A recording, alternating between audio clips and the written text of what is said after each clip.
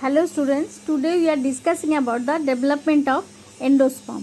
Endosperm कैसे produce होता है?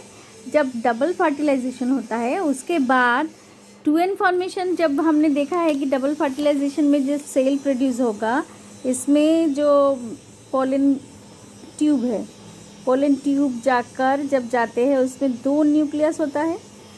तो दोनों न्यूक्लियस जब माइक्रोपाइलर रीजन से जब नीचे से उसमें जब फर्टिलाइजेशन होता है तो उसमें 1 nucleus will fertilize the egg nucleus, जो 1 2 3 इसमें एग न्यूक्लियस को फर्टिलाइज करता है और एक दूसरी न्यूक्लियस सेकेंडरी न्यूक्लियस को फर्टिलाइज करता है, जिससे कि 2n प्लस n मिलकर ये बन जाता है 3n।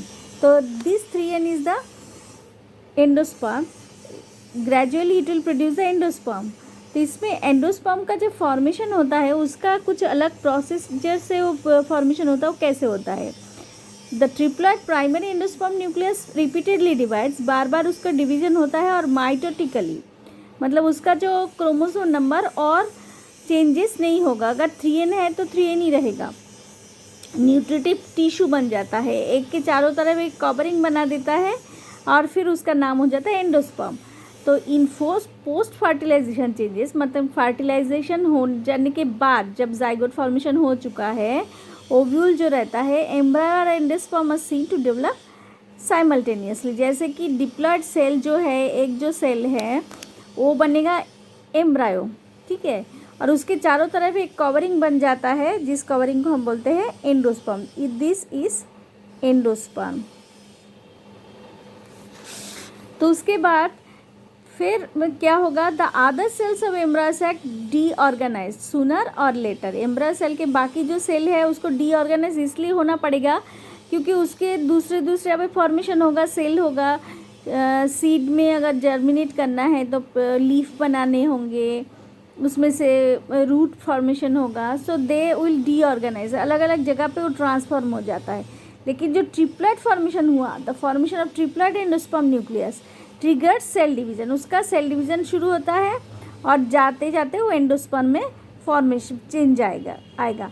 तो ये जो फॉर्मेशन है उसमें से जो 3 टाइप का उसका फॉर्मेशन दिखता है। एक है न्यूक्लियर टाइप, जो सेंटर पे एक होल है, न्यूक्लियस जैसा एक स्ट्रक्चर बन गया इसलिए इसका नाम है न्यूक्लियर। दूसरा है सेलुलर, क्योंकि सेलुलर सेल का डिवीजन हो रहा है तो ये देखो, ये सेल डिवाइड होके एक स्ट्रक्चर्स बन गया, तो it is termed as the cellular. And third is the helobial type. Helobial type किस टाइप का है? इसमें देखो, हेलोबियल टाइप में क्या होता है कि 2 टाइप में डिवीजन होता है। एक पोलर रीजन के अगर देखें, इधर एक सेल है, दूसरे और एक सेल है, तो दूसरे में डिवीजन हो गया। तो दूसरे में डिवीजन होने से अलग अलग एक माइक्रोपाइलर रीजन रहेगा नीचे से और एक चलाजल रीजन है, 2 साइड से 2 डिवीजन हो जाता है।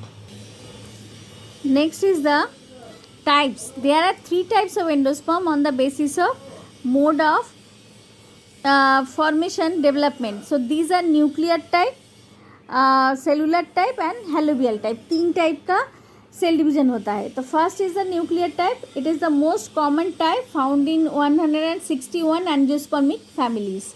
161 एंजियोस्पर्मिक जो फैमिली है, मतलब group of plants are divided into families, तो उसमें इस टाइप का न्यूक्लियर टाइप का सेल डिवीजन दिख जाता है, एंडोस्पर्म फॉर्मेशन होता है।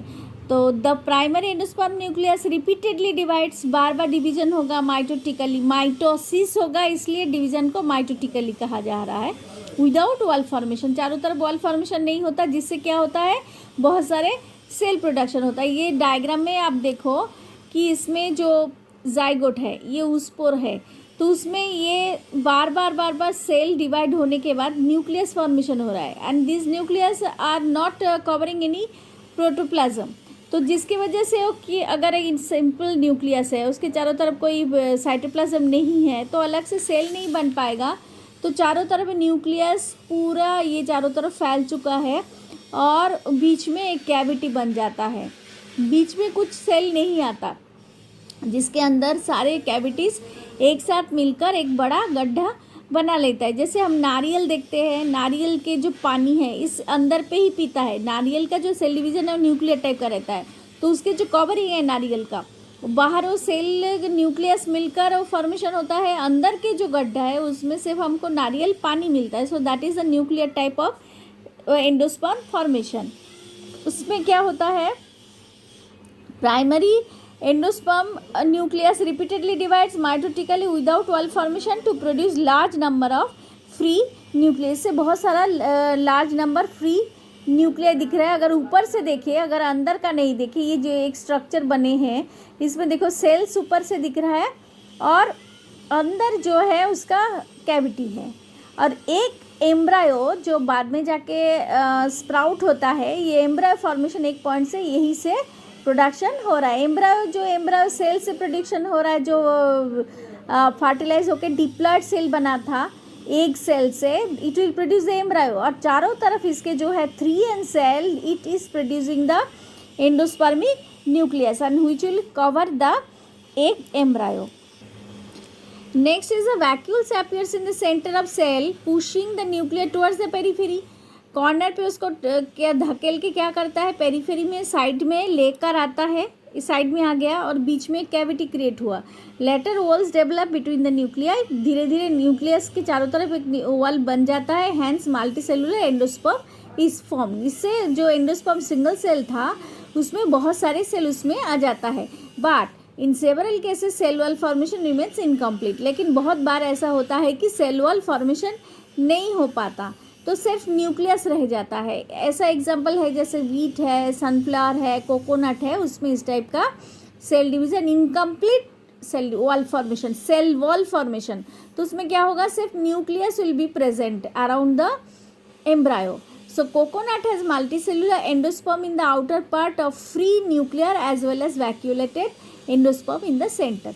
तो नारियल जब हम पीते हैं, नारियल खाते समय नारियल में हमने सभी ने देखा है कि अंदर एक कैविटी है और उसके चारों तरफ उसका कार्नेल रहता है।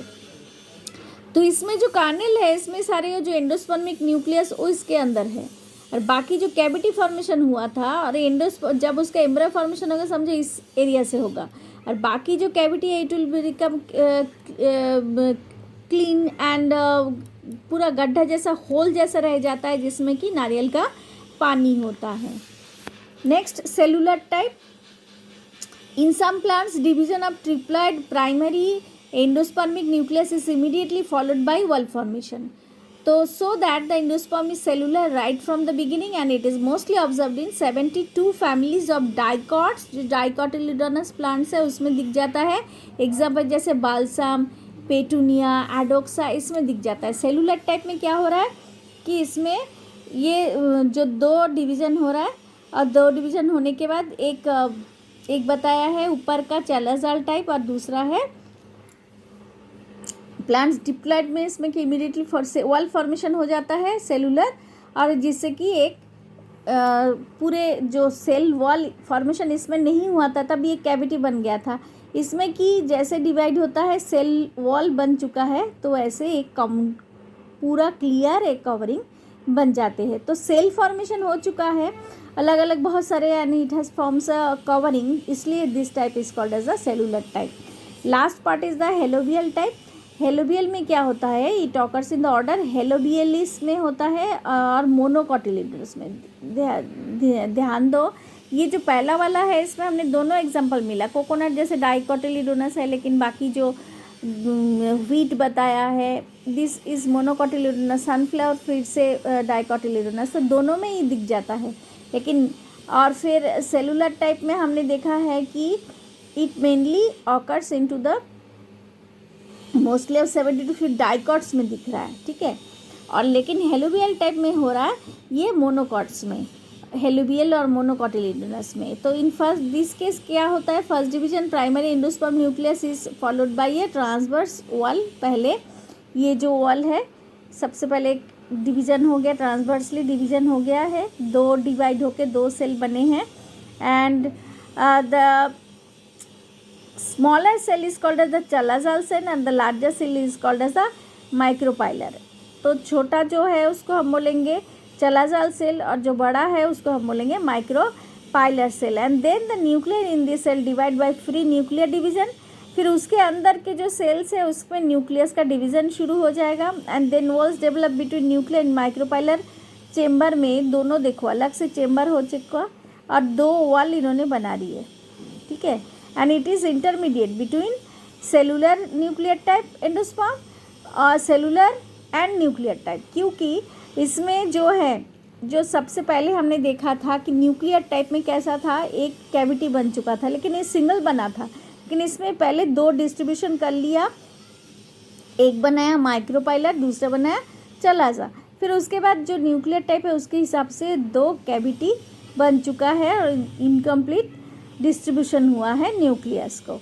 एग्जाम्पल है Asphodelus. So this is all about today. Read this and study this and write the notes. जो मैंने ठीक करके दिया है उसको आपको पॉइंट वाइज कॉपी में लिखना है।